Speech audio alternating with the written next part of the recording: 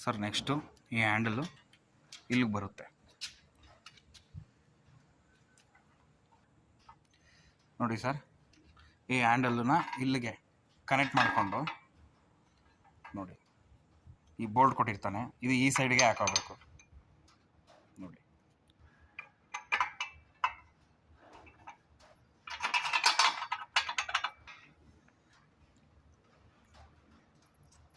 Washer, spring washer, ಆಮೇಲೆ ಇದು handle ಹಾಕೊಂಡು ಟೈಟ್ ಮಾಡ್ಕೊಳ್ಳಿ.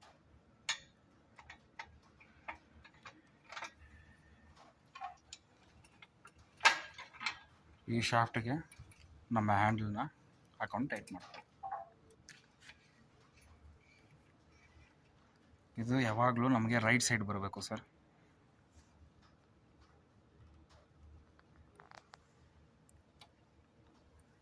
ಅಷ್ಟೇ ಹ್ಯಾಂಡ್ಲು ಅಸೆಂಬ್ಲಿಂಗ್.